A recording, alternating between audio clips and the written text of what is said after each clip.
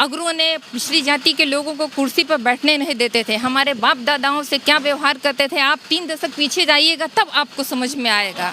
अभी के जो बच्चे हैं हमारे 30 साल के, 25 साल के, 20 साल के, वो इस बात को थोड़ी देर में समझेंगे, लेकिन समझाना पड़ेगा। लेकिन लालू जी जिस समय थे उस समय हमारे बाप दादाओं को किसी बड़े चौखट पर बैठने नहीं दिया जाता था, पानी नहीं लेने दिया जाता था, छुआछूत की बात होती थी। उच्च जाति के लोग पानी भर लेके जब चले जाते हैं तब फिर आप बाद में पानी भरा कीजिए, ऐसा होता है। ये सच है, आंखों हाँ बिल्कुल देखा। और उनके पनघट पे कोई नहीं जा सकता है जहाँ उन लोगों के लिए अलग कुआं हुआ करता। चला गया वहाँ तो पानी के चला गया तो पिटाई होती थी, उसे सजा मिलती थी। नीतीश कुमार जी नहीं किए क्योंकि वो सांप्रदायिकता के गोद में खेल रहे हैं। और उन्होंने जो अभी कारनामा किया है, अभी जो पशुपति पारस और ये चिराग पासवान के बीच में जो उन्होंने झंझट फैलाई है, उसका डर तो उनके मन में है और वो पूरा सांप्रदायिकता के गोद में खेल रहे हैं।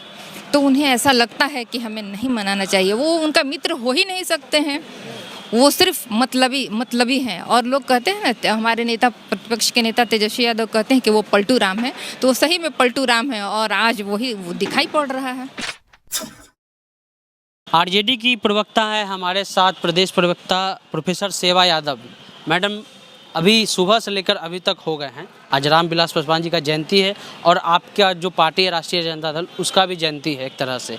लेकिन अभी तक रामविलास पासवान जी के लिए जो है माननीय मुख्यमंत्री, जो उनको अपना दोस्त बताते हैं, नीतीश कुमार जी, अभी तक कोई ट्वीट नहीं की है। यहाँ तक कि नरेंद्र मोदी कर दिया और आपकी पार्टी ने उनका जन्मदिन भी मनाया, लेकिन नीतीश कुमार नहीं। देखिए, लालू जी, पासवान जी, ये लोग पूरे सामाजिक न्याय के अग्रदूत रहे हैं और पासवान जी हम लोगों के साथ ही रहे हैं। मंडल की लड़ाई में, आरक्षण समर्थन की लड़ाई में वो साथ रहे हैं।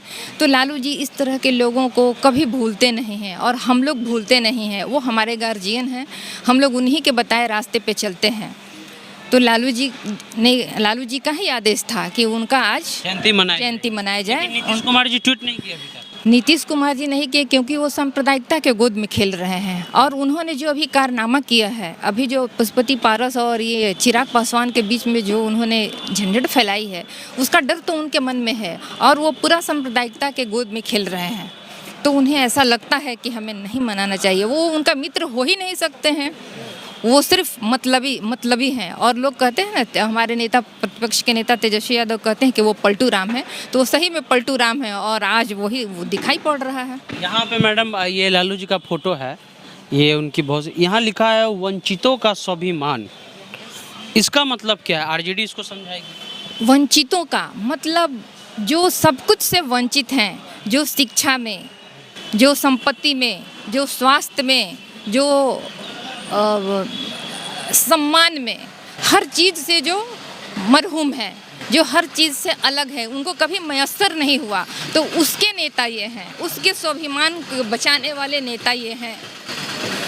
तो हमारी नेता की तो आधारभूत वोटर यही है, आधार उनके लड़ाई यही है कि वंचितों को हम किस तरह मान सम्मान दिलाएं। और उन्होंने वंचितों का जो मान सम्मान दिलाया है, वो तो इतिहास जानती है इस बात को कि उनकी लड़ाई ही ये रही है। जब से वो फुलवरिया गांव के रहने वाले, जहां पर अगुओं ने पिछड़ी जाति के लोगों को कुर्सी पर बैठने नहीं देते थे, हमारे बाप दादाओं से क्या व्यवहार करते थे, आप 3 दशक पीछे जाइएगा तब आपको समझ में आएगा।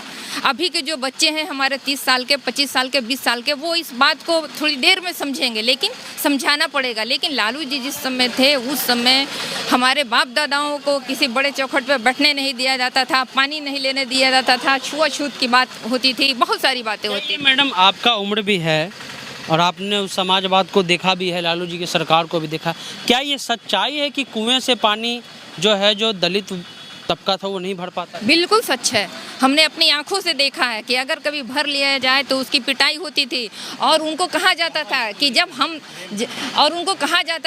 जब सारे लोग जब पानी भर लेते हैं, उच्च जाति के लोग पानी भर लेके जब चले जाते हैं, तब फिर आप बाद में पानी भरा कीजिए, ऐसा होता है। ये सच है, आंखों हाँ बिल्कुल देखा। और उनके पनघट पे कोई नहीं जा सकता है जहाँ उन लोगों के लिए अलग कुआं हुआ करता। चला गया वहाँ तो पानी के, चला गया तो पिटाई होती थी, उसे सजा मिलती थी, यही होता था। और क्या?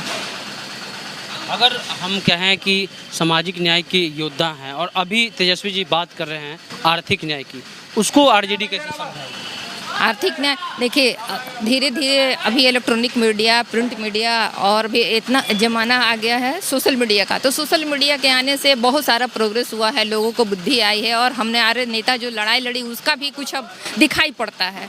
तो जब हम सामाजिक रूप से मजबूत हो गए, जब हम शैक्षणिक रूप से मजबूत हो गए, तो हमें आर्थिक रूप से भी मजबूत होना पड़ेगा। लेकिन ये सरकार है जो न नौकरी दे रही है न चाकरी दे रही है, हमारे बेरोजगार इसी तरह भटक रहे हैं। तो हमारे नेता, प्रतिपक्ष के नेता हमारे तेजस्वी यादव का कहना है कि हम नौकरी देंगे और तभी हमारे लोग आर्थिक रूप से मजबूत करेंगे और उनका जीवन यापन अच्छा हो सकेगा। आरजेडी की प्रवक्ता हैं हमारे साथ प्रोफेसर सेवा यादव हैं। वीडियो आपको कैसा लगा? हमारे यूट्यूब चैनल को सब्सक्राइब कर लीजिए, फेसबुक पेज को लाइक कर लीजिए। चलते हैं। जय हिंद, जय भारत।